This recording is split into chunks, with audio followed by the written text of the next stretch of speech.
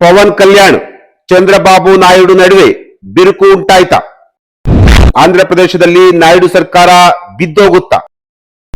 ನಾಯ್ಡು ಸರ್ಕಾರದಲ್ಲಿ ಬಿರುಕು ಮೂಡಲು ಅದೇ ಕಾರಣನ? ನಮಸ್ಕಾರ ವೀಕ್ಷಕರೇ, ಸುಪ್ರೀಂ ಟಿವಿ ನ್ಯೂಸ್ಗೆ ಸ್ವಾಗತ. ನಾನು ಅಶ್ವಥ್. ಆಂಧ್ರ ಪ್ರದೇಶದಲ್ಲಿ ಪವನ್ ಕಲ್ಯಾಣ್ ಹಾಗೂ ಚಂದ್ರಬಾಬು ನಾಯ್ಡು ಅವರ ನಡುವೆ ಎಲ್ಲವೂ ಸರಿಯಿಲ್ಲ ಅನ್ನೋದಕ್ಕೆ ಈಗ ಮತ್ತೊಮ್ಮೆ ಆ ವಿಚಾರದಲ್ಲಿ ಸಾಬೀತಾಗಿರುವಂತಹದ್ದು.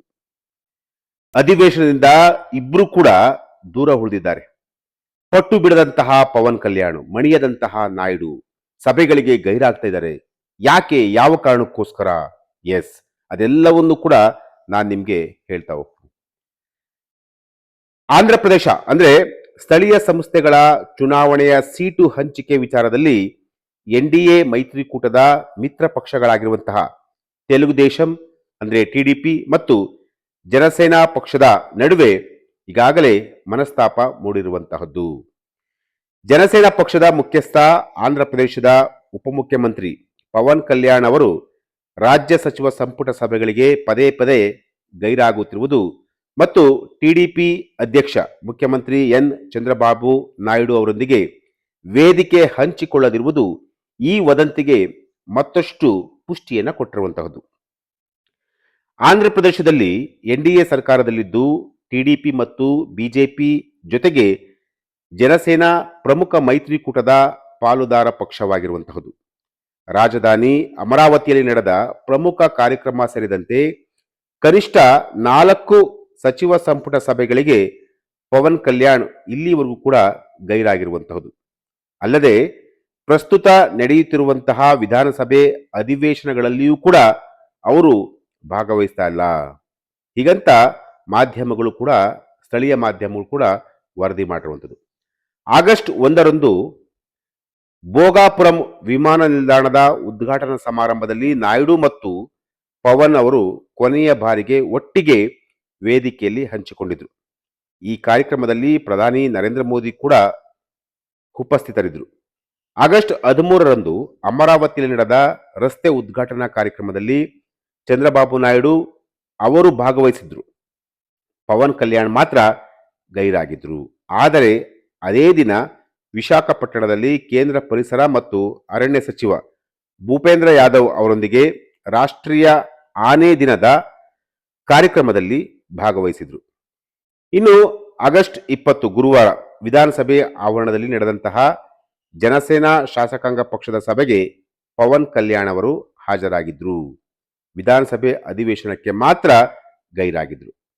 ಸ್ಥಳೀಯ ಸಂಸ್ಥೆಗಳ ಚುನಾವಣೆಯ ಸೀಟು ಹಂಚಿಕೆ ವಿಚಾರವಾಗಿ ತಮಗೆ ಅಸಮಾಧಾನವಿರುವುದನ್ನ ಪವನ್ ಈ ರೀತಿಯಲ್ಲಿ ತೋರಿಸ್ತಾ ಇದ್ದಾರೆ ಎಂದು ಆಂಧ್ರ ಪ್ರದೇಶದ ರಾಜಕೀಯ ವಿಶ್ಲೇಷಕರು ಕೂಡ ಈಗ ಹೇಳ್ತಿರುವಂಥದ್ದು. ಆ ಮೂಲಕ ತಮ್ಮ ಬೇಡಿಕೆಯನ್ನ ಈಡೇರಿಸಿಕೊಳ್ಳಲು ಪವನ್ ಕಲ್ಯಾಣ್ ಅವರು ಈಗ ಬಯಸುತ್ತಿದ್ದಾರೆ.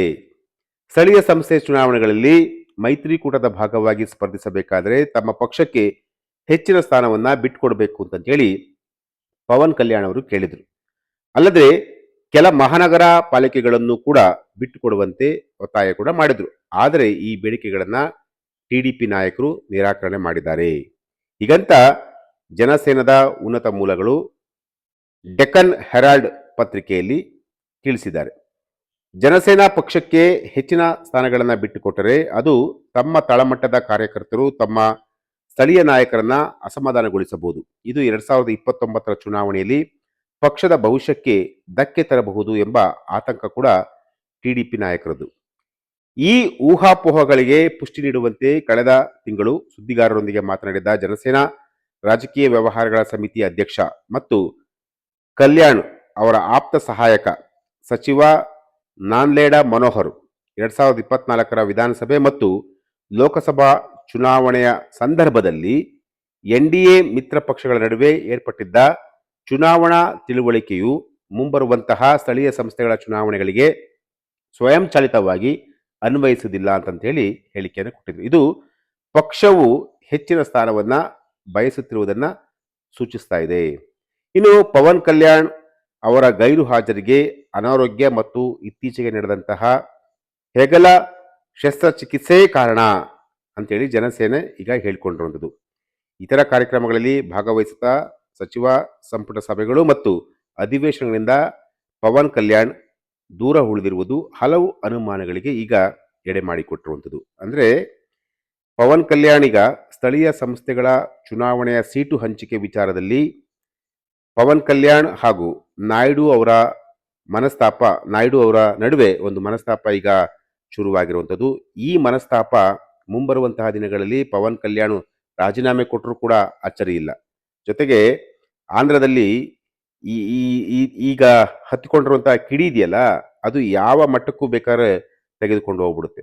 ನಾಯ್ಡು ಮತ್ತೆ ಪವನ್ ಕಲ್ಯಾಣ್ ಒಟ್ಟಿಗೆ ಹೋಗದೇ ಇದ್ರೆ ಕೂತ್ಕೊಂಡು ಸಮಾಧಾನವಾಗಿ ಮಾತನಾಡಿ ಏನು ಸಮಸ್ಯೆ ಆಗಿದೆ ಆ ಸಮಸ್ಯೆನ ಬಗೆಹರಿಸಿಕೊಳ್ಳದೆ ಹೋದ್ರೆ ಖಂಡಿತವಾಗ್ಲೂ ಪಕ್ಷಕ್ಕೆ ಆ, ಬಹಳ ದೊಡ್ಡ ಮಟ್ಟದಲ್ಲಿ ಸರ್ಕಾರಕ್ಕೆ ಡ್ಯಾಮೇಜ್ ಕೂಡ ಆಗುವಂತಹದ್ದು. ಎಸ್, ಇದು ಇವತ್ತಿನ ಒಂದು ವಿಚಾರ. ನಾಳೆ ಮತ್ತೊಂದು ವಿಚಾರದೊಂದಿಗೆ ನಾನು ನಿಮ್ಮನ್ನ ಭೇಟಿ ಆಗ್ತೀನಿ. ನಿರಂತರ ಸುದ್ದಿಗಾಗಿ ನೋಡ್ತಾರಿ supreme TV news. Thank you.